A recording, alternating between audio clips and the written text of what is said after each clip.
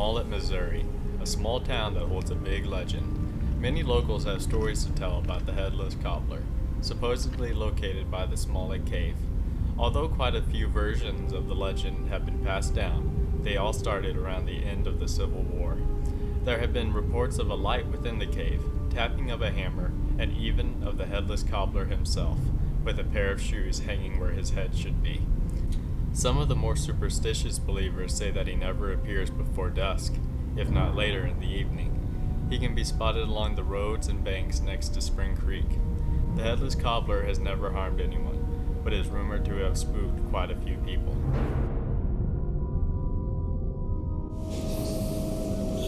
I've lived here all my life, and as far back as I can remember, I've heard different tales, and then there was the book that came out and talked about it. So I don't know when I didn't know about it.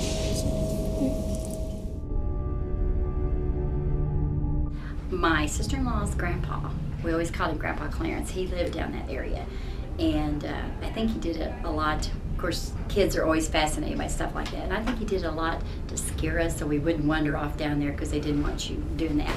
But that's how I found out about it. He told us the story, the legend of it. My brother said we have, but I don't remember.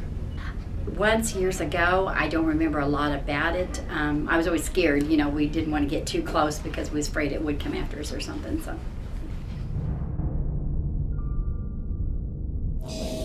Well, I know the people that have said that, or relatives of the people that have said they have seen it, but I don't know them personally. It's just I grew up in the area, and it was down by Sellers, where's the last name, and some of their relatives have said they've seen it, but I personally don't know them well enough that I've talked to them about it. Well, Grandpa Clarence swore that he saw it one time, but we, looking back as a kid, you believed him, but now you think, yeah. It started as, the reason they say it's a cobbler is because there was a man that was his business. He was a cobbler. But back in the war, people were trying to steal his leather and his tools and stuff, so he went to the cave and hid way back in the cave, and you could hear the tapping of his tools, and they say that it's still him back in there, that you can hear tapping once in a while. So that was one of the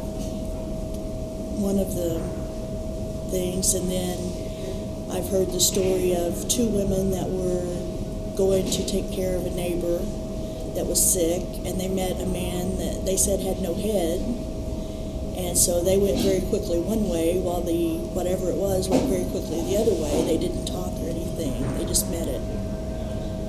And then I've heard legends of hunters seeing lights go across the field, or sometimes at treetop level, where it couldn't be explained by an airplane or a person, and they say that that's the Headless Cobbler making rounds. So there's all kinds of different stories about it. Grandpa told that where it would ride the white horse, and it would wear something over where its head was supposed to be, and it come out about dusk, and it would just looking for, he always told us kids to aggravate, but yeah. Like I said, I don't really know a whole lot, but some people thought that maybe it was just the cobbler that they seen going in and out, and he was carrying a bunch of stuff, so it looked like he had no head. And then some people say that there's been a head found in there from a dead body, and that's what, but none of it's been really searched out to where anybody knows the truth. It's just all rumors.